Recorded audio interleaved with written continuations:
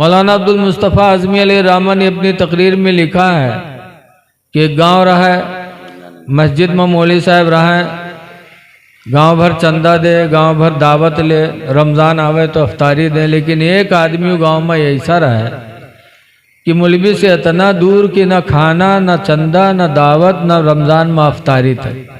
मौलवी जान गए कि गांव में अगर कोई दुश्मन है हमारा तो फलनवा है। एक दिन इत्तेफाक से मौलवी साहब असर की नमाज पढ़े टहल रहे थे, इतने में वही घर से जौने घर से कभू कुछ नहीं आवा, मिट्टी का बड़ा कूंडा रखे लड़का और कागज से ढके मस्जिद की तरफ चला हुआ। मौलवी देखिन तो सोचिन की लागत है आज के यहाँ कुछ है इंतजाम। जब कूंडा उठा के रखा और कागज हटाया तो देखा पूरा कूंडा खीर से भरा। तब मौलवी चौंके, कहीं नहीं अल्लाह कभू अफ्तारी तक नहीं है, आवाज पूरा कूंडा खीर से भर गया हुआ। तो मौलवी कहे लगे, अरे तोरे महतारी के अगर खीरे पटवे रहा है मेरे खातिर तो कोनो प्याली में पठे दिए हो, कोनो प्लेट में पठे दिए हो, पूरा कूंडा भर के काहे पठे से कहा हम भैंसा वैसा हुई कहा। तो लड़कवा कही नहीं मौलवी साहब हमारा अम्मा खीर बना के रखीन, चली गई पानी ले, अतने में यहाँ कुतवा आवा मुडार के खाए लाग। तो अब्बा लाठी लेके अम्मा लंग दौरे, कहीं नारे खीर कहा रे कुत्ता झूठ कह दिए। तो अम्मा कहीं घबराओ ना, मस्जिद में पठे दे मौलवी खाए ले। जब मौलवी सुनी तो उठाए कूड़ा फेंकिन, कहीं ला हौल वला कुव्वता इल्ला बिल्लाह। तो लड़कवा रोवे लाग। तो मौलवी डांटे ने भी रोता क्यों है? कहीं मौलवी साहब कूड़ा फोड़ डाले हो, यही कूड़ा में हमारा अम्मा कूड़ा फेंकत रहा है, कूड़ा किमा फेंकी मौलवी साहब। तब मौलवी अपन खोपड़ी पीटे लागे, कहीं हाय हम अतने बदनसीब निकले कि खीर मिली कुत्तक झूठ हुआ, इसे बर्तन में जिमा कूड़ा फेंका जाता है।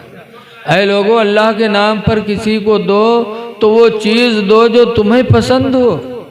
हदीस में कुरान करीम की आयत है, अल्लाह फरमाता लन तनालुल बिर्रा हत्ता तुनफिकू मिम्मा तुहिब्बून। हरगिज़ हरगिज़ तुम्हें सवाब नहीं मिलेगा जब तक अपने महबूब तरीन चीज़ को खुदा के नाम पर खर्च नहीं करोगे। तो मस्जिद के इमाम की कद्र करो, एक दूसरे के साथ अच्छा बर्ताव करो। इंसानियत आजकल हम में आप में नहीं है। ग़ज़वे बनी गतफ़ान के मौके पर रसूलुल्लाह सल्लल्लाहु अलैहि वसल्लम बारिश में भीग गए थे, तो एक पेड़ के ऊपर अपने कपड़े डाल दिए और सरकार उस पेड़ के नीचे सो गए। इतने में दासूर बिन हारिस तलवार लेके आया और सोचा लाओ हम कत्ल कर दें। जैसे तलवार लेके सरकार के करीब आया, हजरत जिब्रील अलैहिस्सलाम फौरन बहुक्म इलाही नाजिल हुए और इतनी जोर से उसको घूंसा मारा दासूर को कि उसके हाथ से तलवार छूट गई। इतने में अल्लाह के रसूल सल्लल्लाहु अलैहि वसल्लम की आंख खुली और फौरन तलवार को सरकार ने उठा लिया। और उठाने के बाद फरमाया, दासूर अब बता मेरी तलवार से तुझे कौन बचाएगा। तब दासूर ने कहा मेरा बचाने वाला कोई नहीं है। तब सरकार को उस पर रहम आया, फरमाया अगर तुझे कोई बचाने वाला नहीं है तो मैं तेरे ऊपर तलवार का वार नहीं करूंगा। तब दासूर ने देखा कि मैं तुम्हें कत्ल करने के लिए आया था और मैं कादिर न हुआ, तुम मेरे ऊपर कादिर हो गए, फिर तुमने मुझे रिहा कर दिया। खुदा की कसम ये आपका रहम व करम बता रहा है कि आपकी नबूवत भी सच्ची है, आपकी रिसालत भी सच्ची है। सुभान अल्लाह। और वो कलमा पढ़ा और फिर रसूलुल्लाह सल्लल्लाहु अलैहि वसल्लम के दरबार से मुबल्लिग बन के अपने कौम के अंदर गए और अपने कौम को नबी करीम सल्लल्लाहु अलैहि वसल्लम के ताल्लुक से कौम में तबलीग किया। और फिर लोगों की जमात आई और हुजूर सल्लल्लाहु अलैहि वसल्लम से कलमा पढ़ करके और इस्लाम को उन लोगों ने हासिल कर लिया। तो ऐ लोगों, मेरे नबी का रहम व करम ऐसा था कि उन्होंने हिंदू मुस्लिम नहीं देखा, बल्कि सबके साथ मेरे नबी ने अपने रहम व करम को आम किया है। हमने उसी नबी का कलमा पढ़ा है। इसलिए हमको आपको चाहिए कि आपस में भाईचारगी बना के रखें, एक दूसरे की मदद करें। लिखा है इन तंसरुल्लाह यंसुरुकुम, अगर तुम अल्लाह के दीन की मदद करोगे तो अल्लाह हमारी मदद का थोड़ी मुहताज है। मतलब यह है कि अल्लाह के बंदों की तुम मदद करोगे तो अल्लाह तुम्हारी मदद करेगा। इसलिए लोगों, आपस में हसद न करो, जलन न करो। अगर अपना भाई कोई ऊपर जा रहा है तो तुम उसको ऊपर करने की कोशिश करो, और जलोगे तो खुद अपना नुकसान करोगे। इसलिए आप हजरात से गुजारिश है कि जैसे कि अल्लाह के रसूल ने फरमाया वकूनु इबादुल्लाह इख्वाना, अल्लाह के बंदो आपस में भाई भाई रहो, भाई भाई बन के आपस में ज़िंदगी गुजारिए, माँ बाप के साथ अच्छा सलूक करिए। हदीस पाक में है मन नज़र वजहल वालिदैनी नज़रत रहमा, जिसने माँ बाप के चेहरे को मोहब्बत भरी निगाहों से देखा फ़कतबल्लाहु लहू बिनज़रतिन हज्जतम मबरूरा, तो अल्लाह ताला हर नज़र के बदले में हज्ज मकबूल का सवाब अता फरमाए। सुभान अल्लाह, सुभान। जितनी बार माँ बाप को मोहब्बत से देखोगे उतनी बार अल्लाह ताला हज का सवाब अता फरमाएगा। साहबे किराम ने पूछा था अल्लाह के रसूल, लौ नज़रा फी कुल्ली यौमी मियत मर्रा, अगर कोई शख्स दिन भर में 100 मरतबा अपने माँ बाप को मोहब्बत भरी निगाहों से देखे तो सरकार ने फरमाया नाम अल्लाहु अकबर, हाँ हाँ अल्लाह बहुत बड़ा है। अगर दिन भर में 100 मरतबा रहमत की निगाह माँ बाप पर डालोगे तो अल्लाह ताला दिन भर में तुम्हें 100 हज्ज मकबूल का सवाब अता। सुभान अल्लाह, सुभान अल्लाह। इसलिए लोगों, जब माँ बाप को देखना इतना सवाब है तो माँ बाप की खिदमत करने में कितना सवाब मिलेगा। इसलिए माँ बाप को खुश करो। हदीस पाक में है कि औलाद माँ बाप की बेहतरीन कमाई है।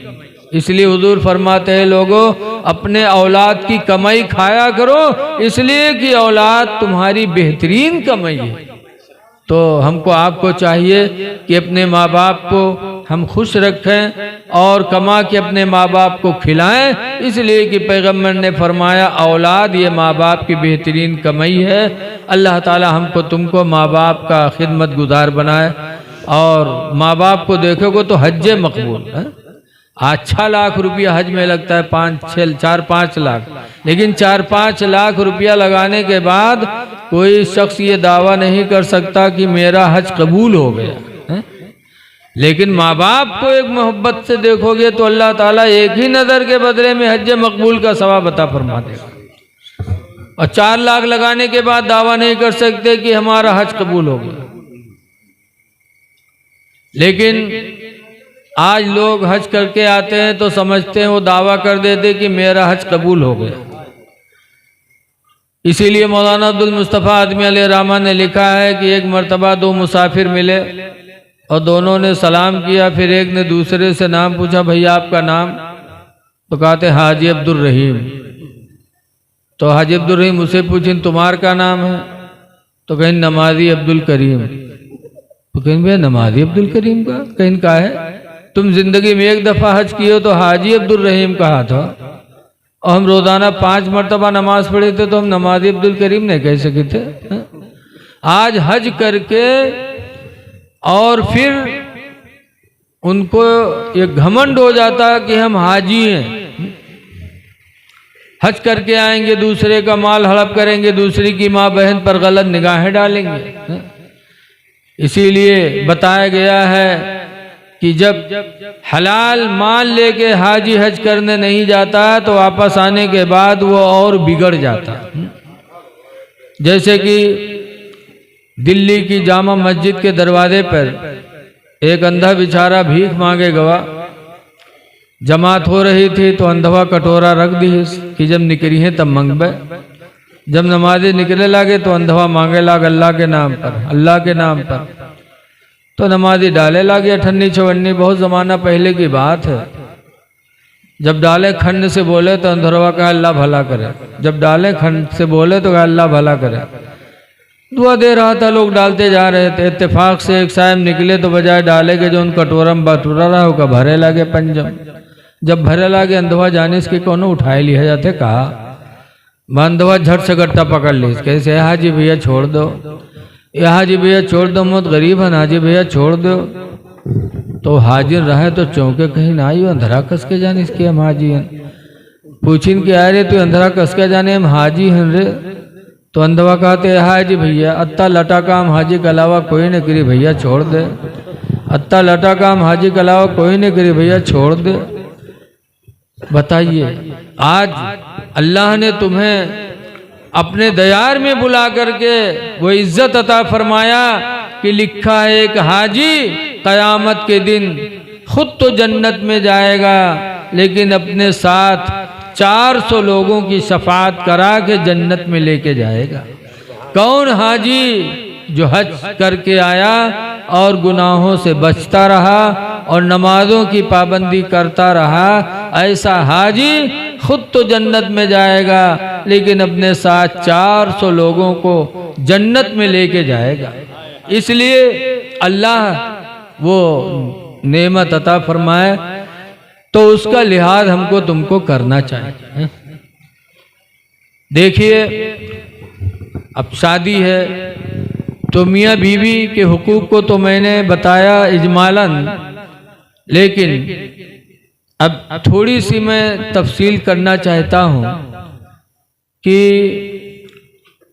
एक शौहर अपनी बीवी पर कितना रहम दिल बने, किस तरीके से वो अपनी औरत के साथ पेश आए तो अल्लाह उसके दर्जात को बुलंद कर दे। सहाबा की ज़िंदगी हमारे आपके नज़रों के सामने है। रसूलुल्लाह सल्लल्लाहु अलैहि वसल्लम की बीवी हज़रत आयशा खुद फरमाती हैं कि सरकार मेरे काम में हाथ बटाया करते थे।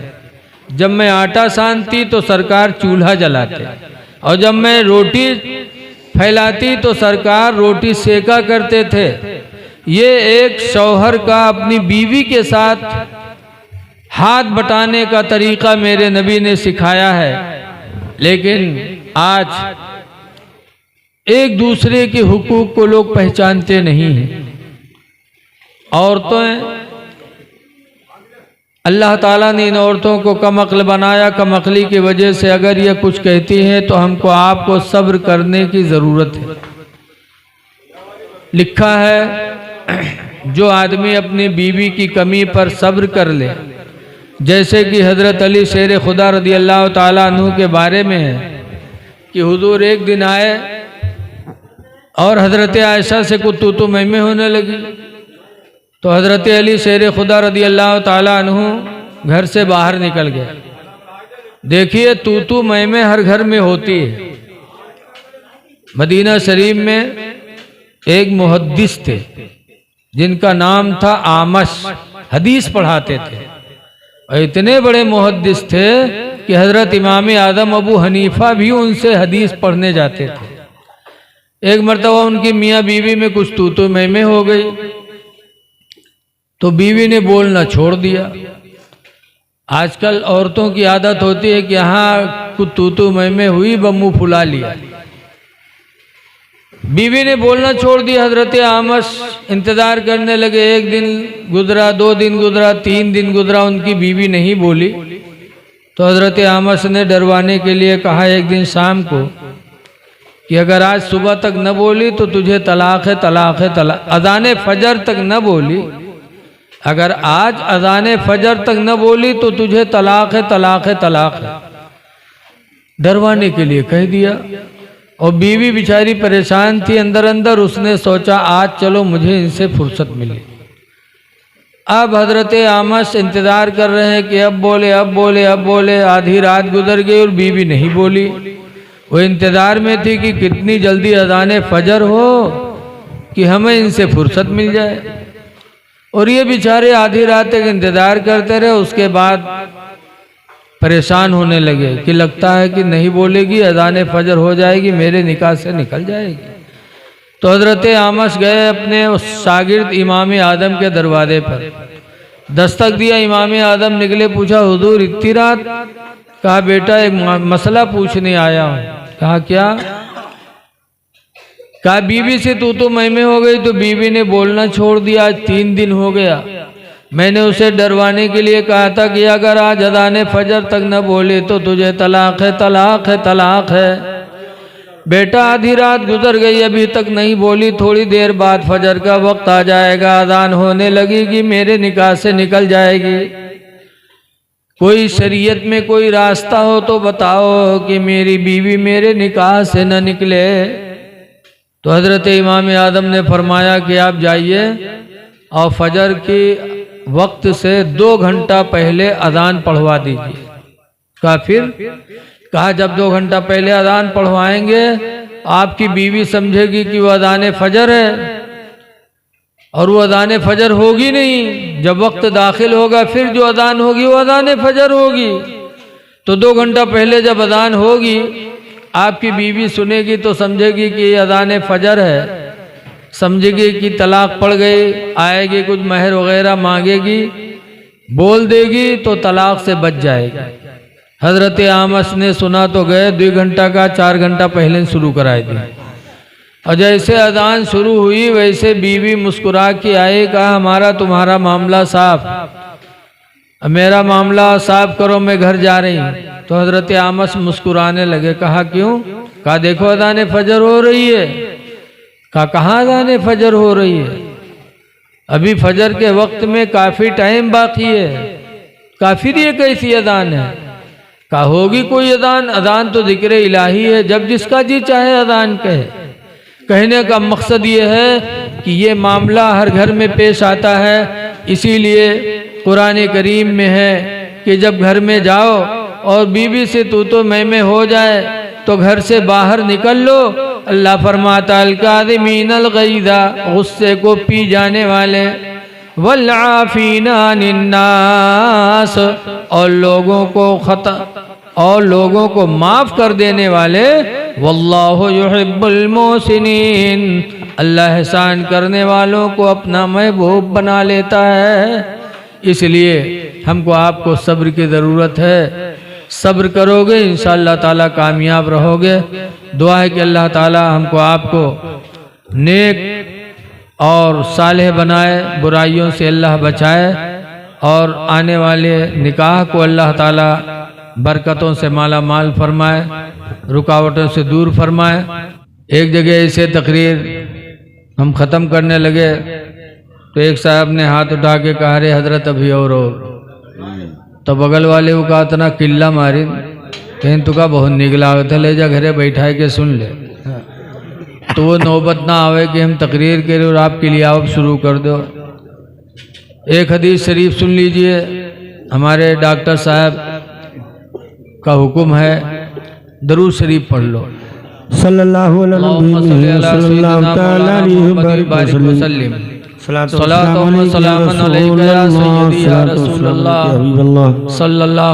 अलैहि वसल्लम। लिखा है इस हदीस के रावी हजरत सैयदना अबू हुरैरा सहाबी रदी अल्लाह ताला अन्हु हैं। बेशक बेशक। हजरत अबू हुरैरा फरमाते हैं कि अल्लाह के रसूल ने इरशाद फरमाया, ला तहस्ससो, किसी को ऐब न लगाओ, वला तजस्ससो, और किसी के अंदर ऐब तलाश न करो, वला तहासुदो, और एक दूसरे को देख के जलो ना, वला तबागदो, और आपस में बुग़्ज़ न करो, वकूनू इबादल्लाहि इख्वाना, और ऐ अल्लाह के बंदो तुम आपस में भाई भाई बन जाओ। सुभान अल्लाह सुभान अल्लाह। किसी के अंदर ऐब न तलाश करो, इसलिए कि जब दुनिया में तुम किसी के ऐब पर पर्दा डालोगे तो हदीस में मन सतरा मुस्लिमन सतरहुल्लाहु फिद दुनिया वल आखिरा, जो किसी के ऐब पर पर्दा डालेगा अल्लाह ताला उसके ऐबों पर क़यामत के दिन पर्दा डालेगा मैदान महशर। बेशक बेशक। तो ऐब न देख तलाश करो, न किसी को देखकर जलो। आज लोगों में जलन कितनी है। कोई दौलतमंद हो गया तो उसको देख के जलते हैं, कोई ओहदा पा गया तो उसको लोग देख के जलते हैं। आज हसद की वजह से आदमी खुद परेशान है, दूसरा तो परेशान है ही है। हसद न करो, हसद करना इंसानों का काम नहीं है, हसद करना जलना शैतान का काम है। जैसे कि हजरत आदम से हसद किया शैतान, तो आज तक भी वो मरदूद बारगाह फिरा घूम रहा है। हसद न करो, हसद करने वाला आदमी कभी पनप नहीं सकता। हदीस पाक में अल हसद याकुलुल हसनाती, हसद नेकियों को खा जाती है। कमा ताकुलुन नारुल हतबा, जैसे कि आग लकड़ी को खा जाती है। हसद न करो। तो ओहदा देखकर हसद करेंगे, मौलवियों से हसद करेंगे। अभी देखो निकाह का टाइम आ रहा है, मौलाना निकाह पढ़ाइयों के बाद पूछिए कत्ता हुआ मौलाना साहब, जब बताइए 2100 या 2500 या 5100 तो ये 2 कलिमा पढ़ाए थी 5100 रुपया। फिर वहाँ 10 आदमी मीटिंग करेंगे, कत्ता दी हो का करी। जब दूल्हा के लिए गाड़ी बंधाया था 25-21, तब मशवरा नहीं किया। दुनिया भर लंगर किया तब मशवरा नहीं किया, और इमाम को देने के लिए मशवरा करेंगे। ऐ लोगों, मौलवियों को देख के जलो ना, हसद न करो। मस्जिद में इमाम रखो तो उसको भी खुश रखने की कोशिश करो। हदीस पाक में अल्लाह के रसूल सल्लल्लाहु अलैहि वसल्लम ने इरशाद फरमाया, मदीने में पहुंचने के बाद 3 पैगाम दिया था। इफ्सउस सलाम बैनकुम, आपस में मिला करो तो सलाम किया करो। वतअम बैनकुम, और आपस में एक दूसरे को खाना खिलाया करो। बेशक बेशक। यहाँ तक कि कुरान हकीम में है, जहन्नमी जहन्नम के अंदर चिल्लाएंगे तो पूछने वाले पूछेंगे, मा सलककुम फी सक़रा, किस वजह से तुम जहन्नम में डाले गए। क़ालू लम नकु मिनल मुसल्लीन, बेशक बोलेंगे हम नमाज नहीं पढ़ते थे जिसकी वजह से जहन्नम में आए। वलम नकु नुतइमुल मिस्कीन, और हम गरीबों को खाना नहीं खिलाते थे। हाँ हाँ। तो इमाम को हम खाना नहीं खिला पाते। अफसोस है, इमाम की कद्र करो, तनख्वाह बढ़ा के दो। 500 या 200 लोगों के बीच में एक आदमी अगर परेशान हो तो फिर बताओ कितनी तकलीफ वाली बात। बेशक। लेकिन आज अफसोस है कि लोग मौलवियों से जलते हैं।